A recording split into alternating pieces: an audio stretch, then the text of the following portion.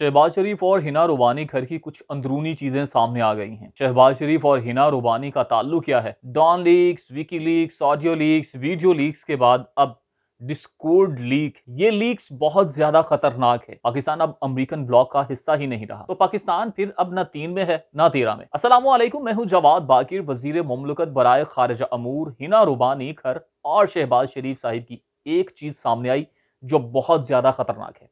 इस चीज को रिपोर्ट किया वॉशिंगटन पोस्ट ने। पहले इस चीज को सुन लें और समझ लें, फिर आगे चलते हैं।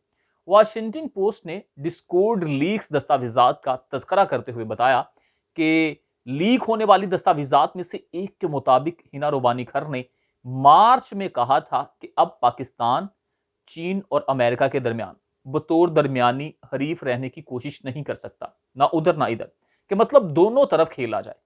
अब ऐसा मुमकिन नहीं है। अमरीकी अखबार के मुताबिक पाकिस्तान का मुश्किल इंतखाब नामी एक दाखिली मेमो में हिना रुबानी घर ने खबरदार किया कि इस्लामाबाद को मगरबी ममालिक को खुश करने से अब गुरेज करना चाहिए और कहा कि पाकिस्तान को अमेरिका के साथ अपनी शराकतदारी की कुर्बानी देनी होगी। अब मजीद अमेरिका के साथ नहीं चल सकते। चीन के साथ मुल्क की हकीकी स्ट्रेटेजिक शराकतदारी है। साफ जाहिर है कि हिना साहिबा ने पाक चीन दोस्ती का नारा फिर लगा दिया है। अब अमेरिका डॉलर भी नहीं दे रहा और ना ही आईएमएफ को देने दे रहा है। फिर आपको सी पैक बी पैक होता नजर आ रहा है। खुद ना अपने पांव पर खड़े होना, आप दूसरों पर ही बेस करते रहना।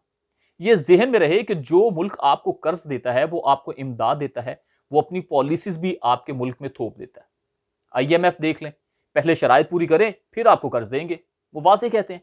अब हिना रुबानी के इस बयान पर ही जनरल आसिम मुनीर ने चीन का दौरा किया। यह बहुत बड़ा सवाल है। वॉशिंगटन पोस्ट ने कहा कि नामालूम इंटेलिजेंस दस्तावेज में यह नहीं बताया गया कि अमेरिका ने हिना रुबानी घर के मेमो तक कैसे रसाई हासिल की।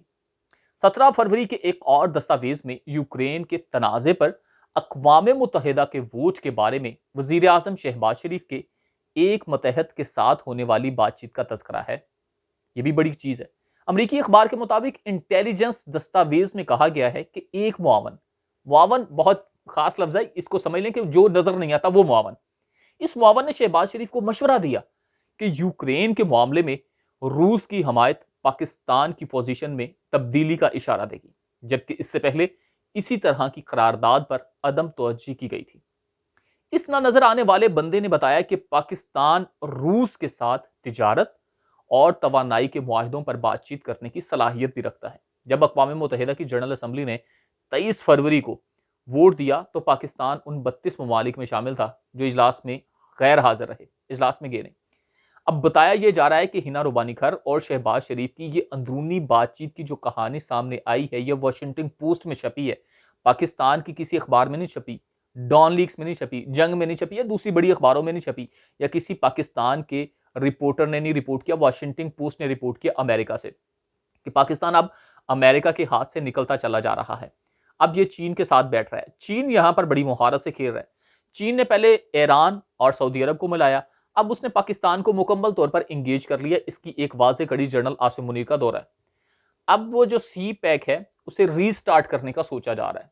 हिना रुबानी खर ने कहा कि अब मगरिब को हाथ छोड़ें, अब अमेरिका का साथ छोड़ें और इस ब्लॉक में खड़ा हो जो कि हमारे शराकतदारी, स्ट्रेटजिक शराकतदारी।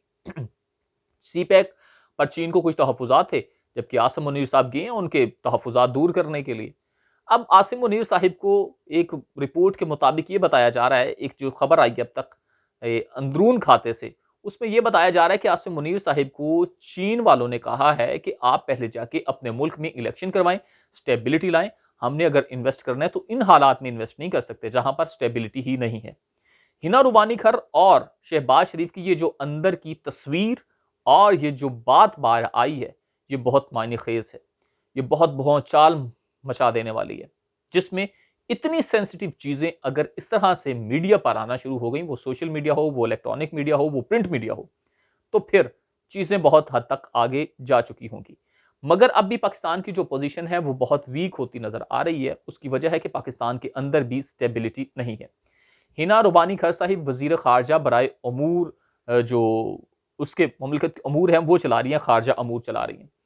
अब इस तमाम सूरत हाल में वो इस वक्त एक शशोपंज में फंस गई हैं। अमेरिका की तलवार भी आपके सर पर लटक रही है, चीन भी कह रहा है हमारे ब्लॉक में आना तो खुलकर आओ, रशिया के साथ खड़े होना तो खुलकर हो। ये क्या आप उधर उधर, यानी कि दो कश्तियों पर सवार होने वाला जो सवार होता है वो हमेशा डूब जाता है।